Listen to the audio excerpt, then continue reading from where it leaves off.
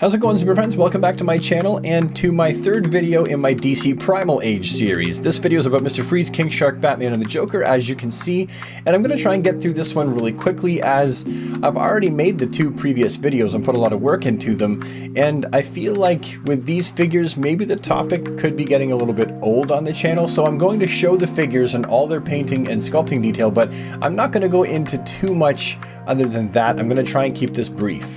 So we know what the packaging looks like for these figures. If you've watched the previous two videos, then it looks exactly the same as every other figure in the wave, with the DC Primal Age logo, the name below it. On the back, you have other images of figures that will come in that particular wave. Each package comes with the figure itself and a little bag of accessories for each one. Here's the Batman figure, and he comes with a shield and a sword. This is a really cool looking sword. Let's just take one moment to focus on the sword here and then the shield. Yep, I like them a lot. The handle of Batman's sword actually fits nice and snug into Batman's hand. And the Batman shield, because it's so big, it doesn't actually fit on his wrist like so. And even if it did, the scallops right here for his gloves actually get in the way. And you end up actually having to put the shield up here at the top of his forearm, just below his elbow. And I think that's actually where it's designed to be at. Now the figure itself is very cool looking. You have a very classic looking Batman figure in the He-Man format. So the bat on his chest is part of an overall rig that goes around, much like He-Man's rig that he wore, except for this doesn't come off. He's got the pouches from his bat utility belt, the fuzzy underpants, the loincloth on the outside. He's got the fuzzy boots, and the cape is actually not attached like it is with the Superman figure. It's just around his neck, so I'm probably going to have to super glue that down because the cape being a wiggly piece is going to drive me completely and totally nuts.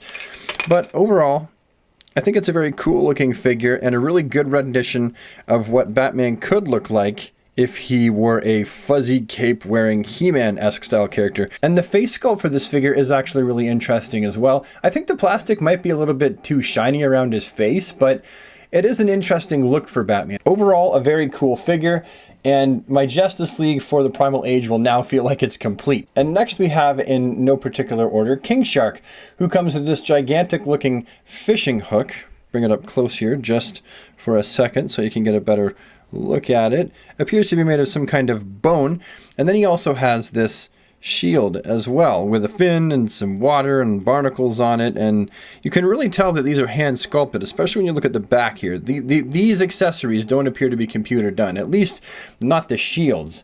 And the shield for King Shark just fits on his wrist like that, or wow, it really just made a break for it. Or it fits up here on the top of his arm like that.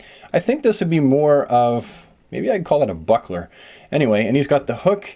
Do I have them in the right hands? Oh my gosh, that is tight. Yes! Okay, so it fits. He's got the hook, he's got the shield. They fit in his hands and they don't fall out. Very good. The figure itself, when we look at this one up close, you've got his seaweed loincloth and there's nothing underneath. As you can see there, he doesn't even have a butthole.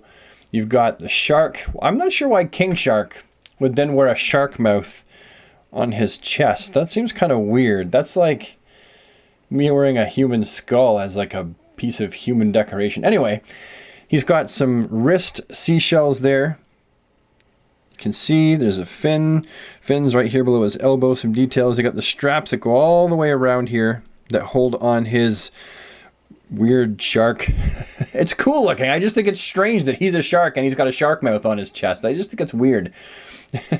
And a shark tooth right there, a big one for a belt buckle. And then the facial features up close actually look pretty fantastic as well. He kind of looks happy. Yeah, I don't know. Hey, how's it going? I'm a King Shark. I'm gonna eat your face off. Overall, a very cool looking figure. And like I said, I'm glad that they chose to add King Shark to this line of figures. Man, the shields just don't like to stay on with this line, do they? Stay. Dan, move over. And next we have Mr. Freeze, another excellent candidate for turning into a He-Man style figure. And he comes with an ice shield. Very cool. He also comes with an icy claw hand. And he comes with an ice shard sword. Man, that's cool looking. That is very cool looking. And he comes with an ice battle helmet. I'm assuming this is all ice. I mean, he's Mr. Freeze, right? And if we pop all the stuff on him, let's just make sure everything actually fits. Get on there. Don't you? There you go. Got the sword. Will that actually fit in his... It's got a big, huge pommel. So how do we fit it in his hand properly? Because the hands for these figures are not like the old He-Man figures where they were actually just a little bit bendy. Oh my God, these are rock hard. Get there. Oh wow, that was long and arduous. He lost his helmet in the process and his ice claw. Man, okay, anyway.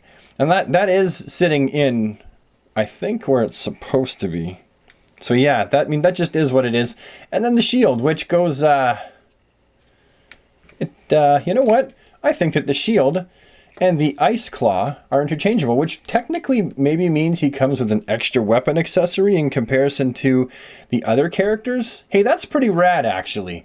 And I am really digging the look of this figure, honestly. He's got kind of a Panthro vibe to him. If Panthro was like a nice, light, icy baby blue. We'll take all of this and have a closer up look at it all on the figure. Very, very cool. And now we're going to take it all off.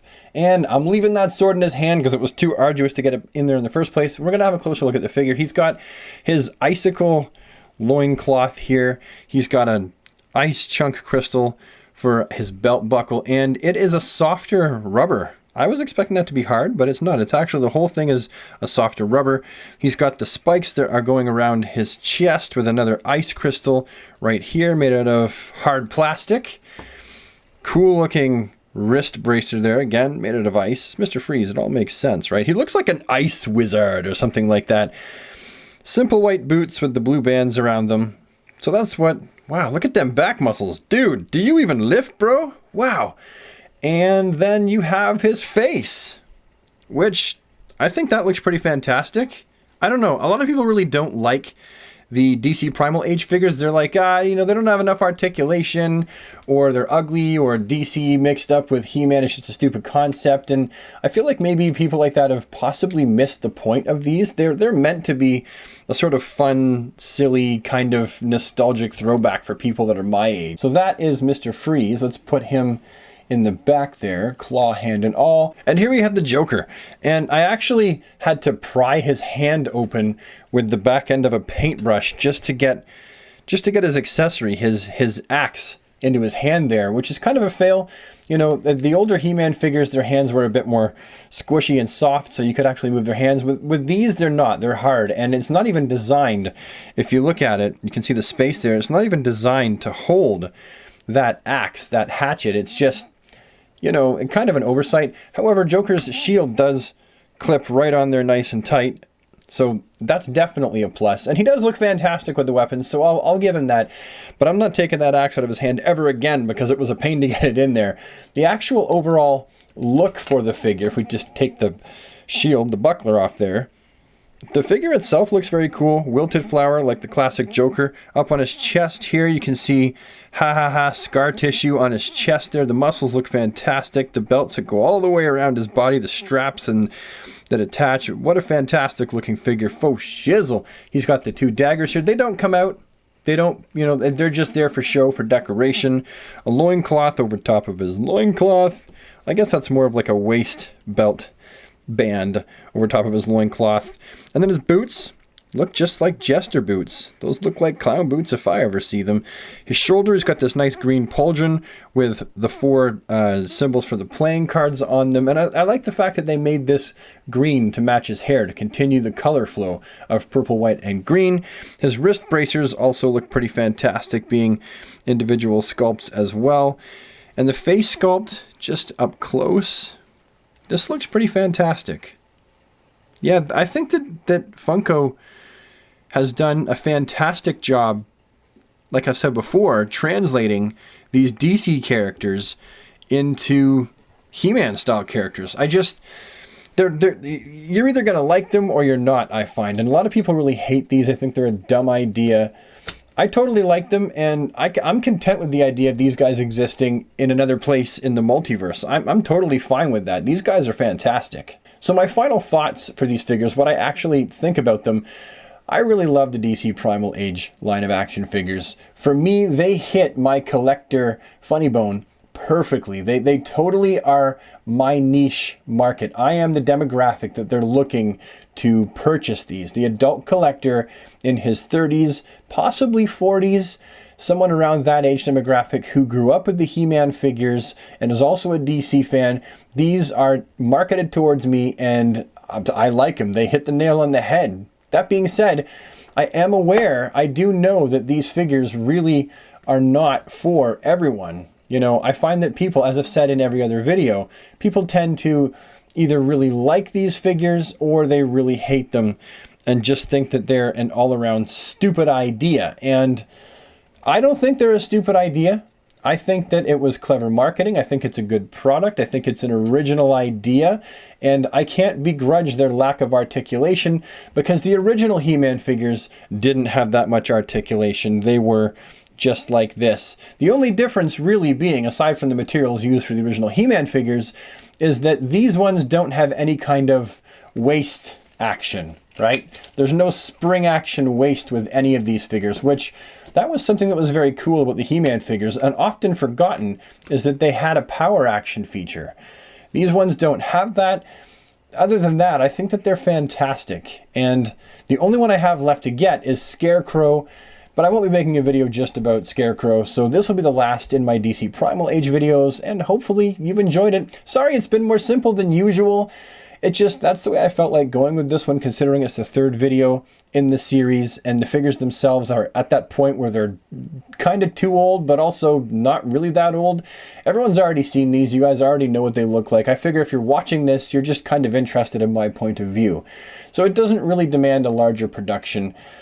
It just is what it is. Hopefully you still enjoyed it though. Anyway, that's it for today. Anything you have to say at all, leave it down in the comments section down below. I'd really appreciate hearing from you. If you did happen to like the video, then please give it a thumbs up so I know I've done something right today. And finally, if you'd like to see more of the content that I put out on YouTube show up in your inbox, then I invite you to become a super friend and join the DC squad today by hitting the red subscribe button and then possibly dinging the bell so you get notified of when I put out new videos. And I'll see you in the next one. Have a DC day, everybody, and take care.